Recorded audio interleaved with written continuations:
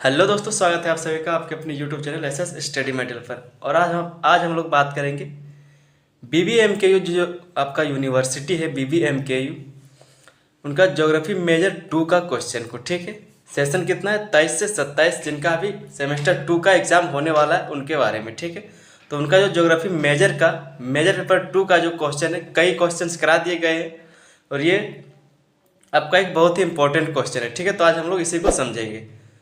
दोस्तों, अगर आप लोग चैनल पर नए आए तो चैनल को सब्सक्राइब कर लीजिए और वीडियो अच्छा लगे तो वीडियो को लाइक कीजिएगा और ये जो वीडियो है अपने दोस्तों तक भी शेयर कीजिए। ठीक है, तो क्वेश्चन को समझेंगे क्या लिखा है। ठीक है, लिखा है कि अपक्षय क्या है, इसके प्रकारों पर प्रकाश डालें।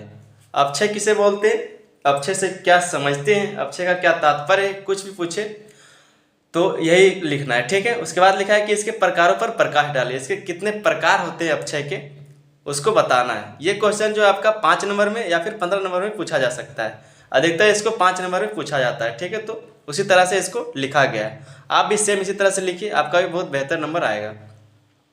समझते इसको लिखना कैसे, तो इसको लिखेंगे इस तरह से कि अपक्षय और अपर्दन की प्रक्रिया को अनाच्छादन कहते हैं। ये जो आपका अपक्षय हो और अपर्दन है, इसकी जो प्रक्रिया होती है उसको क्या बोलते हैं, अनाच्छादन। ठीक है, आगे हम लोग देखेंगे कि ये जो अनाच्छादन है ये 2 प्रकार का होता है, जिसको बोलते हैं एक अपक्षय और एक अपर्दन, जो यहाँ पर लिखा हुआ है। ठीक है, कि अनाच्छादन अपक्षय और अपर्दन के मिलने से बनता है, जो प्रक्रिया है उसी को अनाच्छादन कहते हैं। सबसे पहले हम लोग अपक्षय के डेफिनेशन को लिखेंगे, क्योंकि पूछा जा रहा है अपक्षय को। तो अपक्षय के डेफिनेशन को हम लोग लिखेंगे। यहाँ पर लिखा हुआ है कि मौसमी परिवर्तन के कारण चट्टानों का अपने स्थान पर टूटने फूटने की प्रक्रिया अपक्षय कहलाता है। मौसम में जो परिवर्तन होता है उसके कारण चट्टानों का अपने ही स्थान पर टूटने फूटने की प्रक्रिया जो होती है उसको अपक्षय कहा जाता है। ठीक है, जैसे कोई मौसम आया जिससे कि चट्टान अपने जगह पर बारिश से, हवा से, तूफान से क्या है कि वो अपघटित होते रहता है। ठीक है, तो उसी को हम लोग अपक्षय बोलते हैं। आगे क्या लिखा है, आगे लिखा है कि मौसमी तत्वों के अतिरिक्त जीव जंतु, पेड़ पौधे और मानव भी इस कार्य में सहयोग देता है। क्या है कि जो ये अपक्षय है इसमें क्या है कि मौसमी तत्वों के अतिरिक्त जीव जंतु, पेड़ पौधे और मानव भी इस प्रक्रिया में, इस कार्य में क्या करते हैं, सहयोग देता है। ठीक है, आगे क्या लिखा है,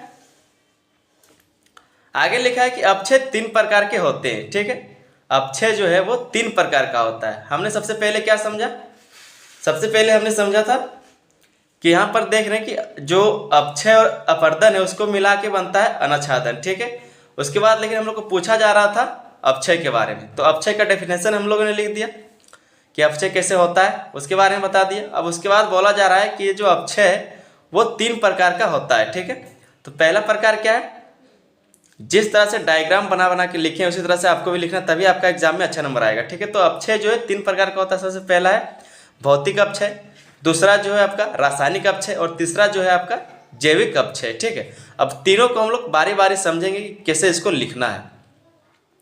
इस तरह से आपको भी सेम आंसर लिखना है। ठीक है, समझते हैं कि सबसे पहला जो लिखा हुआ था भौतिक अपक्षय, उसको, ठीक है, कि उसको क्या कहते हैं और कैसे उसको लिखना है। भौतिक अपक्षय होता क्या है, यहाँ पर लिखा हुआ है भौतिक अपक्षय। ठीक है, लिखा है कि जब चट्टानों के खनिज बिना किसी रासायनिक परिवर्तन के ही विघटित हो जाते हैं। ठीक है, कि जब चट्टानों के खनिज बिना किसी रासायनिक परिवर्तन के ही विघटित हो जाते हैं तो उस क्रिया को भौतिक या यांत्रिक अपक्षय कहते हैं। ठीक है, क्या बोला जा रहा है कि जब कोई चट्टान खनिज जो है वो बिना किसी रासायनिक परिवर्तन के ही विघटित हो जाता है, मतलब खंडित हो जाता है, उसका अपक्षय हो जाता है। ठीक है, तो उस क्रिया को ही भौतिक या यांत्रिक अपक्षय कहते हैं। विघटित मतलब होता है टूटना, बिखरना। ठीक है, तो वही बोला जा रहा है कि जिसमें रासायनिक परिवर्तन कुछ ना हो और वो विघटित हो जाए। ठीक है, तो उसी को क्या बोलते हैं, भौतिक या यांत्रिक अपक्षय। आगे लिखा है कि भौतिक अपक्षय ताप, वर्षा, हिमीकरण, लवणीकरण, दाब प्रतिक्रियाओं द्वारा संपन्न होती है। ये जो भौतिक अपक्षय है वो आपका किससे किससे होता है, तो आपका ताप से होगा, वर्षा, हिमीकरण, लवणीकरण और दाब, ये जो प्रक्रिया है इसके द्वारा संपन्न होता है। ठीक है, ये भौतिक अपक्षय इसके बारे में लिखा हुआ है। आगे समझेंगे रासायनिक अपक्षय के बारे में। आपका जो दूसरा नंबर इसके बाद है आपका दूसरा रासायनिक अपक्षय। ठीक है, क्या है? रासायनिक अपक्षय। इसको हम लोग समझेंगे। लिखा है कि इसमें ऑक्सीकरण, कार्बनीकरण तथा जलीकरण के प्रभावों से चट्टानों के खनिजों एवं रासायनिक तत्वों में परिवर्तन हो जाता है। इसमें क्या होता है कि जो ऑक्सीकरण है, कार्बनीकरण है तथा जलीकरण के प्रभाव से क्या होता है कि चट्टानों के खनिजों एवं रासायनिक तत्वों में परिवर्तन हो जाता है। फलस्वरूप चट्टानें ढीली पड़ जाती है और उसका अपघटन एवं विघटन होने लगता है। इससे ऋतु अपक्षय की गति तेज हो जाती है। क्या लिखा है कि जो रासायनिक अपक्षय में लिखा है कि इसमें ऑक्सीकरण, कार्बनीकरण और जलीकरण के प्रभाव से क्या होता है कि चट्टानें खनिज एवं रासायनिक तत्वों में परिवर्तन हो जाता है और इसके फलस्वरूप क्या होता है कि चट्टानें ढीली पड़ जाती है और उसका अपघटन और विघटन होने लगता है। इससे ऋतु अपक्षय की गति तेज हो जाती है। इससे जो ऋतु अपक्षय, जब इसका ऋतु आएगा इस प्रकार का, तब क्या होगा कि यहाँ पर जो अपक्षय वो तेज हो जाएगा। ठीक है, वही बताया जा रहा है दोस्तों। इसी में आपका जो तीसरा पॉइंट है, क्या है? जैविक अपक्षय। ठीक है, उसको समझेंगे। जैविक अपक्षय में समझेंगे क्या लिखा है। लिखा है कि धरातल में जैविक अपक्षय जीव जंतु, वनस्पति एवं मनुष्य द्वारा होता है।